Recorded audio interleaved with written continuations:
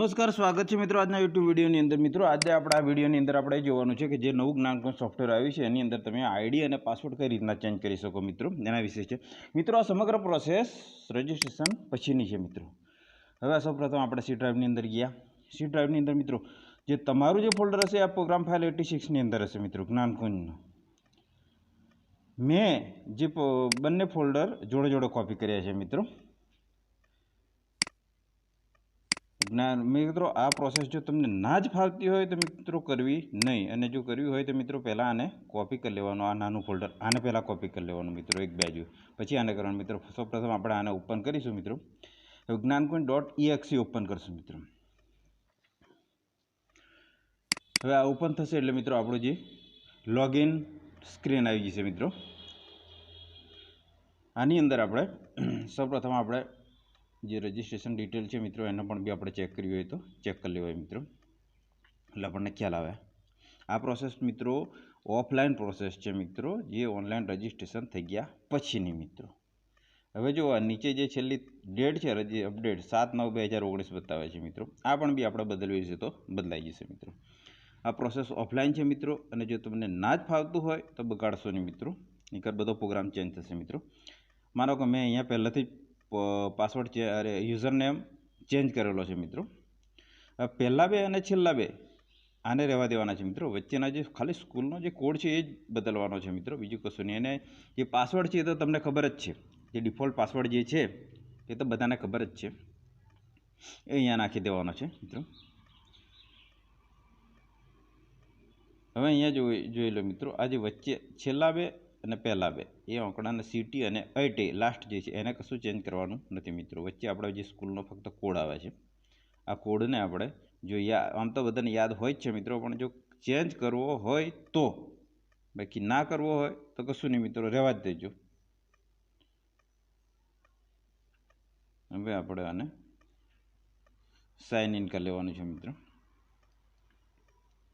Login successful મિત્રો।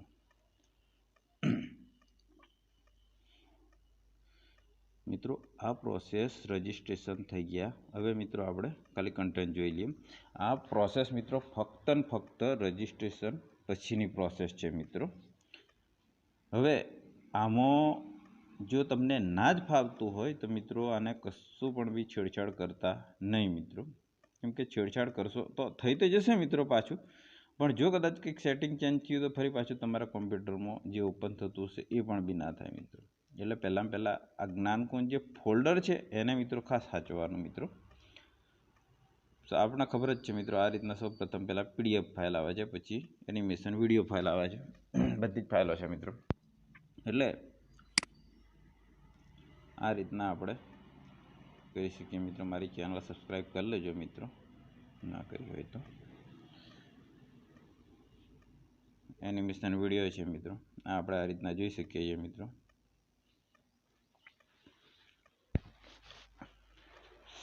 આની અંદર મિત્રો બધું જ ચેન્જ થાય એવું છે મિત્રો। ઓનલાઈન રજિસ્ટ્રેશન પણ બી એક વખત થઈ ગયા પછી તમે આખું સોફ્ટવેર ચેન્જ કરવું હોય તો પણ બી મિત્રો તમારી રીતે બધું ચેન્જ કરી શકો એમ છે મિત્રો। હવે સૌપ્રથમ આપણે અહીંયાથી આપણે લોગ આઉટ થઈ ગઈએ મિત્રો।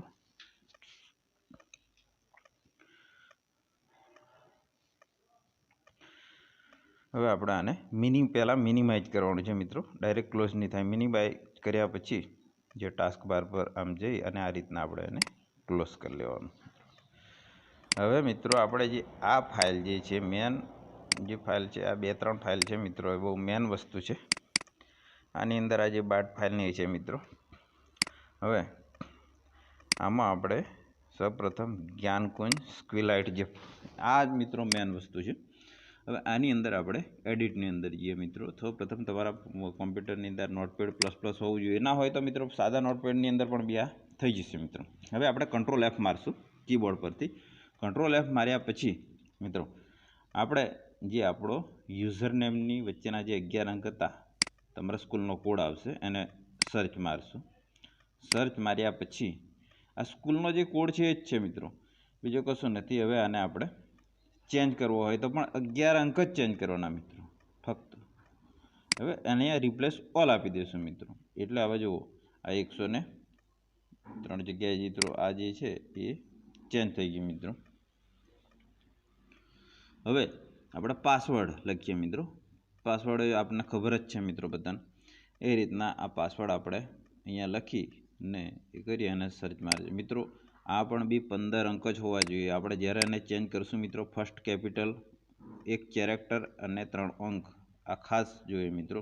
આપણે માનો કે પહેલો બી કેપિટલ કરીએ ને બનાસકાંઠા @ 789 મિત્રો. આ @ ની જગ્યાએ તમે બીજું પણ બી કંઈ લખી શકો, કદાચ હેશ કે એન્ડ કોઈ પણ બી સિમ્બોલ મૂકી શકો મિત્રો. અહીંયા પણ આપણે રિપ્લેસ આપી દઈએ મિત્રો. જો અહીંયા આપણે રિપ્લેસ આલું એટલે આટલી જગ્યાએ મિત્રો જે ચેન્જ થયું એ નીચે આંકડો પણ બી બતાવી દેશે કેટલી જગ્યાએ ચેન્જ થયું. હવે મિત્રો જુઓ તારીખ આપણે રજિસ્ટ્રેશનની હતી 7/9/2019. આને પણ બી આપણે ચેન્જ કરી નાખીએ મિત્રો. પોઈન્ટ પ્લેસ જો અહીંયા માનો કે આપણે આજની તારીખ લખી દઈએ કે માનો કે 1/5/2020. આપણે જે કોમ્પ્યુટરના જે 15ના જે ફોર્મેટ પ્રમાણે મિત્રો લખીએ છીએ અહીંયા. હવે ફાઇન્ડ રિપ્લેસ આ મિત્રો આ એક જ જગ્યાએ છે કોમ્પ્યુટરની અંદર. આખી ફાઇલમાં એક જ જગ્યાએ વસ્તુ છે એટલે એક જ જગ્યાએ રિપ્લેસ થયું મિત્રો.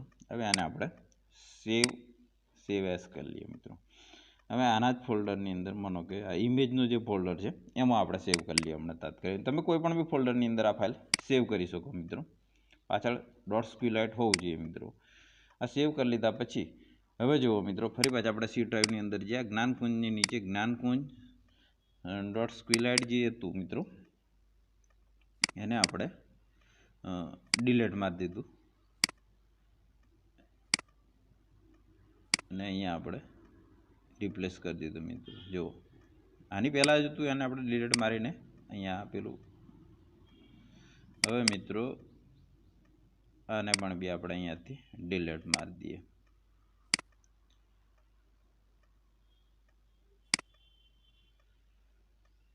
હવે આ બધા જેટલા ફોલ્ડર છે મિત્રો બધા ક્લોઝ કરી દઈએ, બધા ઓપન કરી લઈએ જેટલી ફાઇલો છે. હવે આમ તો મિત્રો આને કંઈ રિસ્ટાર્ટ નહીં મારો તો બી ચાલે, પણ ફરી પાછા સી ડ્રાઈવની અંદર આપણે ગયા અને ફરી પાછું આપણે આ જ્ઞાનકુંજનું જે ફોલ્ડર છે એમાં આપણે જઈશું. તમારું મિત્રો આની અંદર હશે પ્રોગ્રામ 86ની અંદર. મેં બંને ફોલ્ડર જોડે નાખેલા છે. હવે અમે જ્ઞાનકુંજને ઓપન કરશું મિત્રો. હવે આને જ્ઞાનકુંજ.exe પર ક્લિક કરશું મિત્રો. ક્લિક કર્યું એટલે મિત્રો આપણી લોગિન સ્ક્રીન આવી ગઈ. અહીંયા આપણે ઇન્ફોમાં જોઈ લઈએ મિત્રો. અહીંયા ઇન્ફોની અંદર જે મેક આઈડી છે, આ મેક આઈડી પણ બી મિત્રો ચેન્જ કરવું હોય તો થઈ શકે મિત્રો. હવે જુઓ અહીંયા અપડેટ તારીખ 1/5/2020 આવી ગઈ મિત્રો. આ રીતના આપણે ચેન્જ કરી શકીએ. હવે આપણે યુઝરનેમ અને પાસવર્ડ નાખીએ મિત્રો.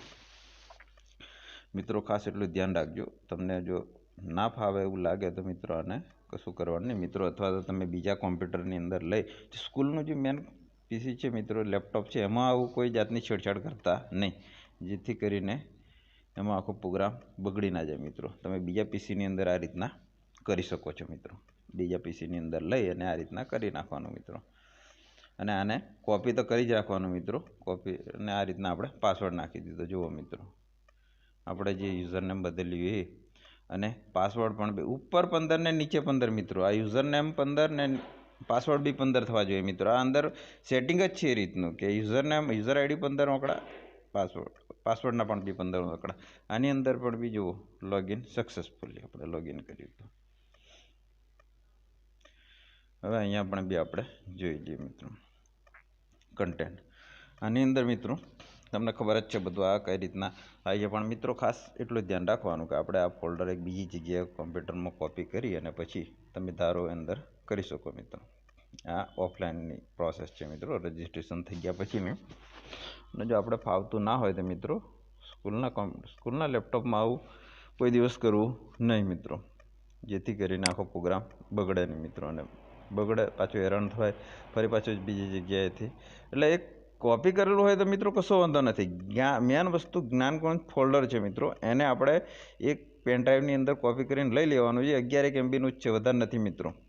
તો આ પછી એની અંદર તમે કેવી રીતે મેચોડો ચાલે મિત્રો. એટલે ફરી પાછું એને કોપી કરીને જો કદાચ કંઈ ચેન્જિંગ થઈ જાય તો આપણે કોપી કરીને પાછું અંદર મૂકી દેવાય મિત્રો. મિત્રો આ રીતના આપણે જોયું મિત્રો આજે. મિત્રો મારો વિડીયો બને તેટલો શેર કરજો, લાઈક કરજો અને મિત્રો સબસ્ક્રાઈબ પણ બી કરજો મિત્રો. ખાસ સબસ્ક્રાઈબ કરતા રહેજો મિત્રો. બીજા આવા વિડીયો મૂકતા રહીશ મિત્રો અને જોતા રહેજો.